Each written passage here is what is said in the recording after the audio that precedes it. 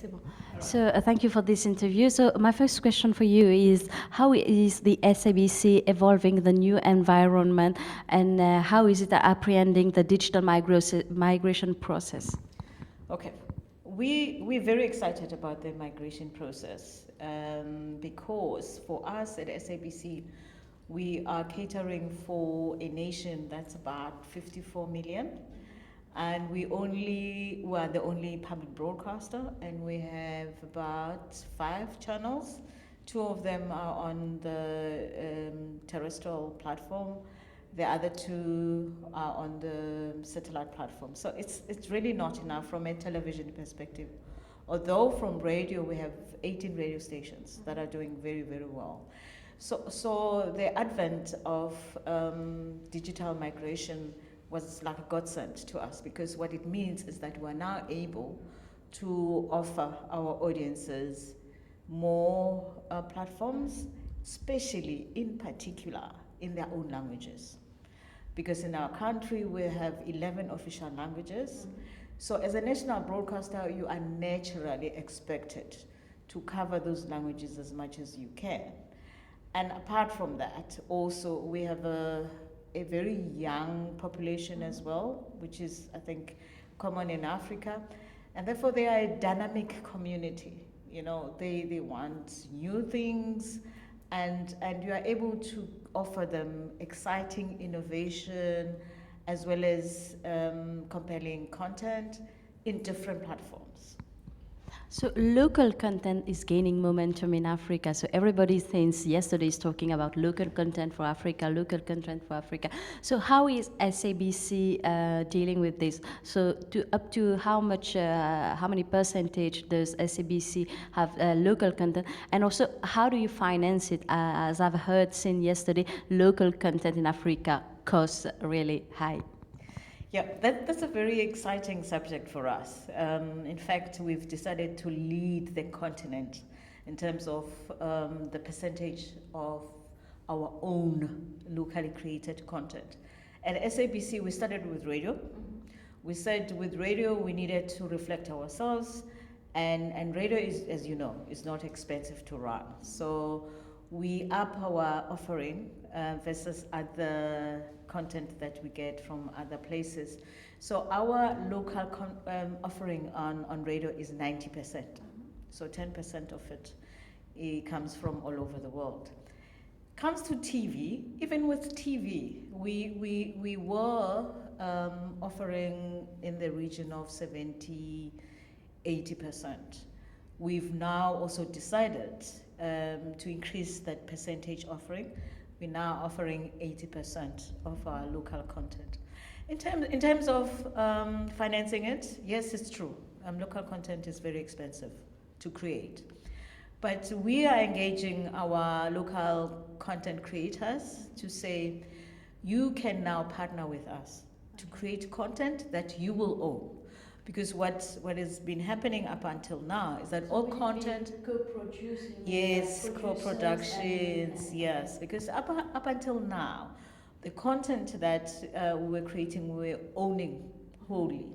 And it's been a concern for the producers because they don't own anything. What we do is we give them the money to go and create the content on our behalf. But we're getting into partnerships to create this content. The other way of increasing that offering is we also license content from producers who would have already produced content that they license elsewhere.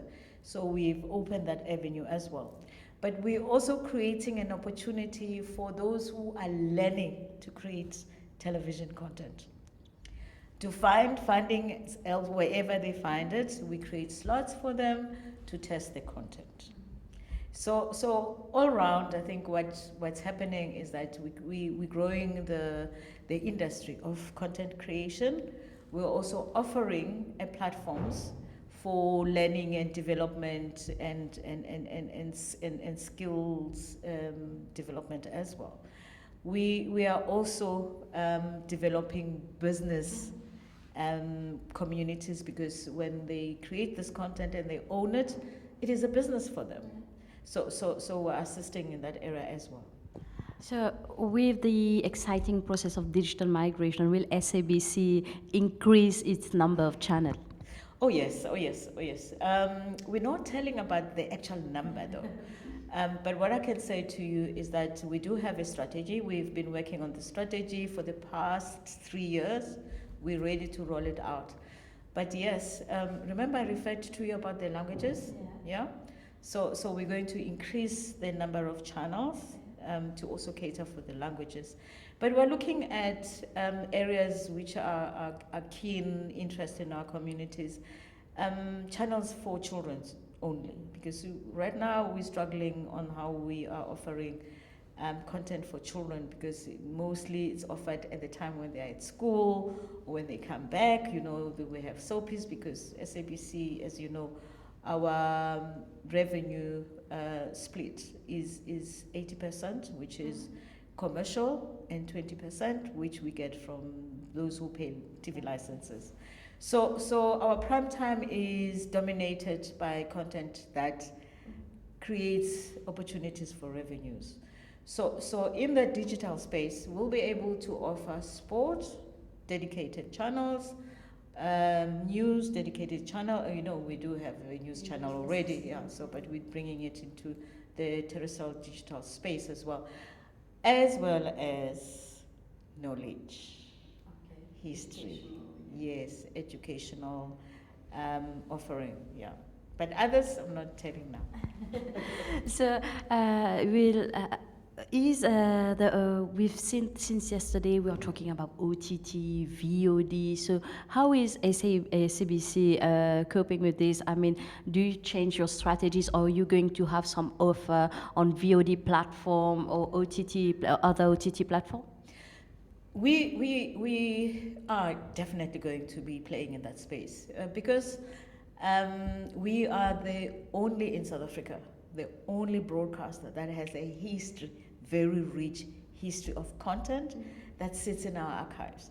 We're currently auditing it, and we'll be starting a process of digitalizing it so that we're able to partner with other people. It's not something that we'll be able to do on our own. We believe that we will partner with companies that are already in the business because they need content. So we'll be able to license the content for them. Yeah, it's an exciting future for us. Thank you very much. So my last question, what are your feedback about the Next TV CEO Africa? Is it your first participation at the Next TV?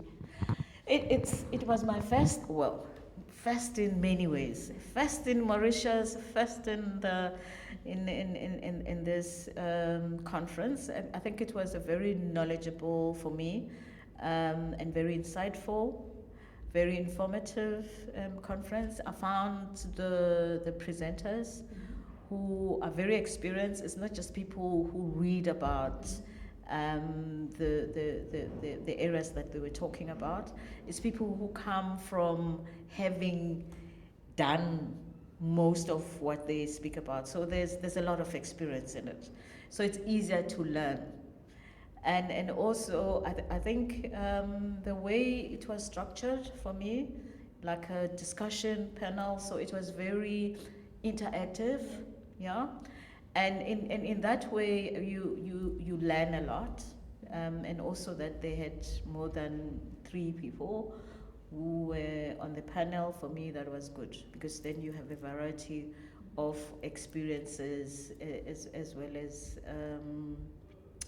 insights in those panels. So yeah, for me, I think it was great.